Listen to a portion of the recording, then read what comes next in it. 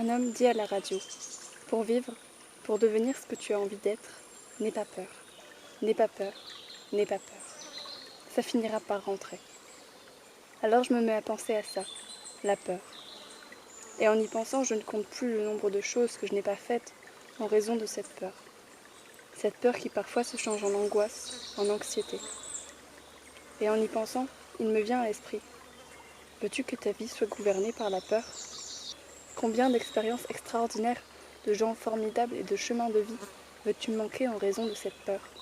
Si une vie sans peur n'existe sans doute pas, l'idée de l'accepter, de la relativiser et de la dresser autant que possible me plaît. N'aie pas peur, n'aie pas peur, n'aie pas peur. J'ai envie de vivre tellement fort que je me dis que je pourrais défier la mort. Car la mort, c'est la peur. Et si la peur ne me fait plus peur, la pulsion de vie devient si puissante qu'elle dépasse tout entendement.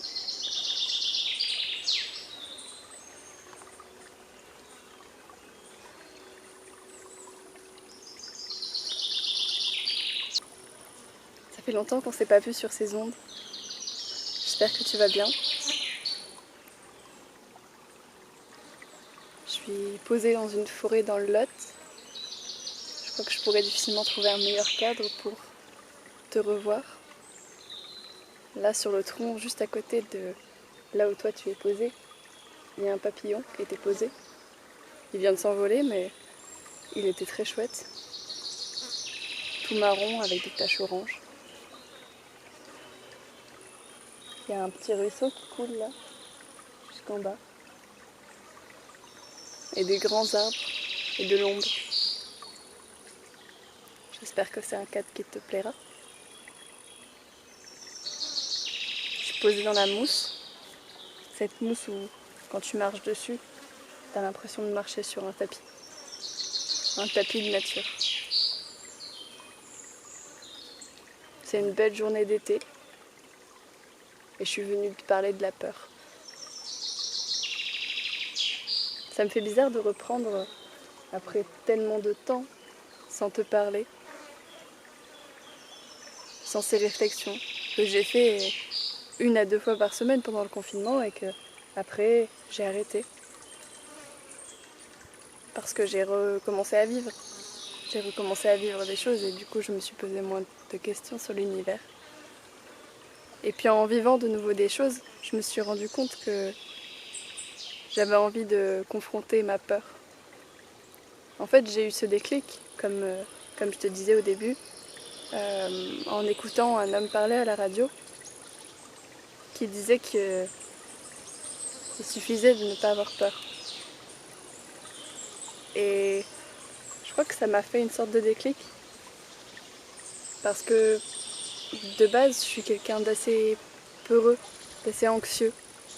Il y a beaucoup de choses que je m'interdis de faire parce que j'ai peur. Par exemple, des situations sociales. Je vais toujours préférer des situations confortables où je sais que je ne vais pas confronter ma peur, où je sais que je ne vais pas prendre de risques. Et souvent, je ne vais pas me confronter à cette peur. Et je me rends compte qu'en fait, il y a beaucoup de gens probablement que j'aurais pu rencontrer dans des contextes sociaux auxquels je ne suis pas allée parce que j'avais peur des gens. Alors j'ai manqué beaucoup de choses peut-être. Je crois que j'en ai manqué beaucoup. J'ai aussi probablement pas mal manqué d'expérience. De choses que j'aurais pu faire, qui étaient là sur mon chemin et que j'ai pas fait parce que je me disais que j'avais peur. Et ce que j'ai décidé, c'est de ne plus avoir peur. Du moins, que la peur ne soit plus une excuse. Quand je suis face à une situation où j'ai un choix à faire, je me pose la question. Est-ce que j'y vais ? Est-ce que j'y vais pas ? Si j'y vais pas, quelle est la raison pour laquelle je n'y vais pas ? Est-ce que c'est parce que c'est trop dangereux et que, en toute raison, il vaut mieux ne pas y aller ? Ou est-ce que c'est pas plus dangereux que ça, mais que j'ai peur ? Si c'est la deuxième option, alors j'y vais. Là où avant je me serais dit non, j'ai peur, alors je préfère ne pas y aller. Maintenant j'y vais. Ça veut pas dire que j'ai plus peur. C'est pas parce que j'ai arrêté de vouloir avoir peur que j'ai plus peur. Seulement j'essaie de rationaliser cette peur et de me dire que j'en gagnerai quelque chose à l'affronter.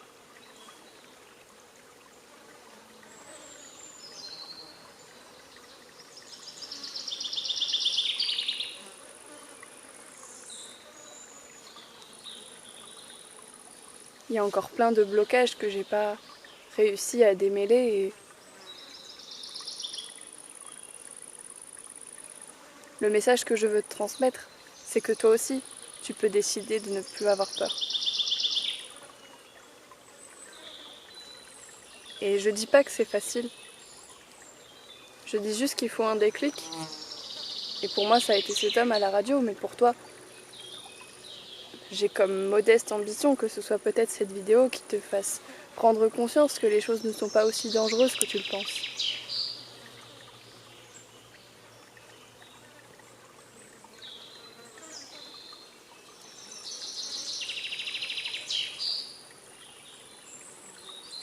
En fait, quand on fait quelque chose que l'on n'aurait pas fait en temps normal, parce qu'on se l'interdisait à cause de cette peur, quand on le fait, on est immensément fier de soi.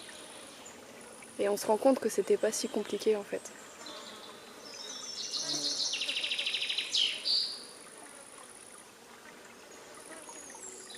Et t'es pas obligé de sauter en parachute dès demain non plus.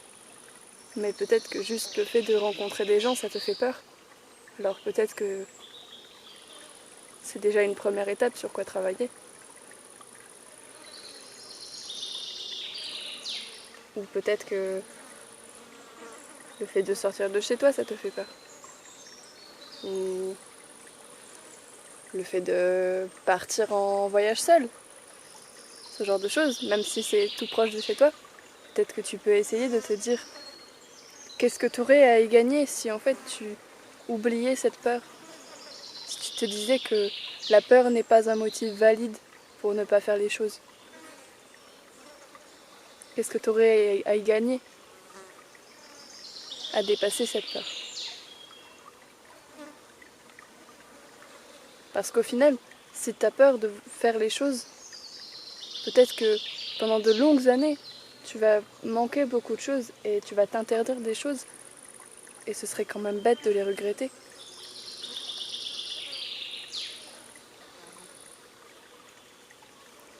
Parce que c'est normal d'avoir peur. Mais parfois cette peur elle n'est pas rationnelle et très souvent elle n'est pas rationnelle.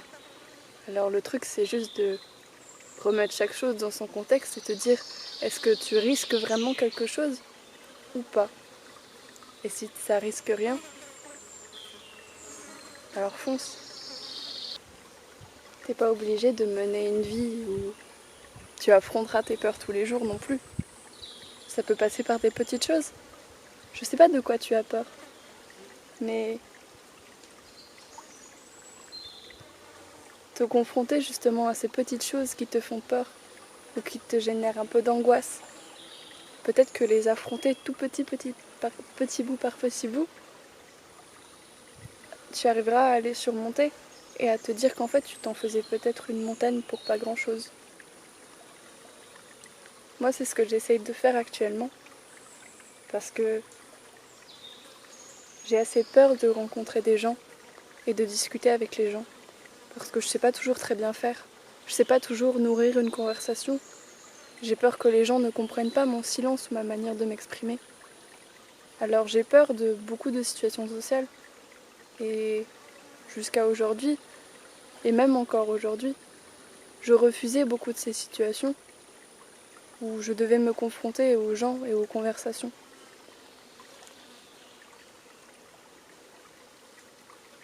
Mais au final, c'est jamais quelque chose qui peut me mettre en danger. Et même si ça se passe mal avec ces gens, j'ai pas de risque d'en mourir. La plupart du temps, au final, je suis agréablement surprise parce que la plupart des gens sont quand même bienveillants et ils comprennent. Alors ça se passe bien et je me rends compte que j'avais peur pour rien. Et plus je me rends compte de ça, moins j'ai peur des gens. Je me dis qu'en fait les gens sont une formidable source de partage et de connaissances. Et peut-être même qu'un jour, j'aurai hâte ou je provoquerai ces rencontres de moi-même pour rencontrer des gens et m'ouvrir au monde. Mais j'ai toujours peur. Ça me fait toujours un peu peur. Je dis pas que j'ai arrêté d'avoir peur. Je dis juste que j'ai commencé à affronter ces peurs pour vivre un peu.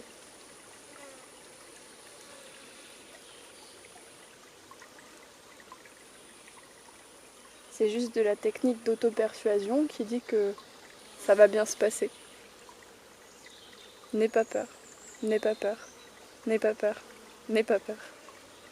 Et un jour ça finit par rentrer, c'est vrai. Quand j'étais au lycée, on m'avait forcé à faire de l'escalade. Et j'avais détesté ça. Parce que les conditions n'étaient pas bonnes et que je faisais pas particulièrement confiance en la personne qui m'assurait. Ce qui, si tu fais un peu d'escalade, tu sauras que c'est primordial. On nous mettait la pression et on nous apprenait pas vraiment à faire les choses. Alors j'ai détesté ça et je faisais beaucoup de crises d'angoisse. À l'idée de monter, à l'idée de rester bloqué en haut. Et puis pendant longtemps après, je suis plus jamais remontée. Alors qu'en soi, j'aime bien ça. Et puis il y a quelques temps, je suis remontée en falaise avec une personne en qui j'ai beaucoup confiance. Et j'avais très peur avant de monter. J'avais peur de refaire une crise d'angoisse. J'avais peur que ça se passe mal. Mais ça pouvait que bien se passer. Alors j'y suis allée. Et c'était chouette. J'avais super peur. J'avais le cœur qui battait à 10 milliards à l'heure. Mais j'ai pas refait de crise d'angoisse. Parce que j'ai affronté cette peur et que je me suis rendu compte que en fait ça allait. Et que si c'était fait dans des bonnes conditions et dans un bon cadre et avec des personnes de confiance et bienveillantes, la plupart des choses n'ont aucun risque de mal se passer. Alors voilà, si ça peut t'éclairer un peu, n'aie pas peur. N'aie pas peur. N'aie pas peur de vivre et de te confronter à ce que tu n'oses pas faire. Une fois que tu auras dépassé ça, tu seras tellement fier de toi que tu auras l'impression que tu peux soulever les montagnes. Et ça, c'est la meilleure des choses.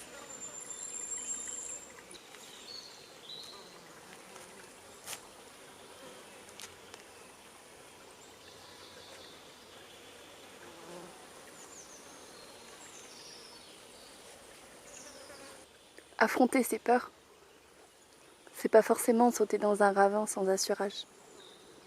Ça peut être juste tenir en équilibre sur une poutre, avec un matelas en mousse en dessous.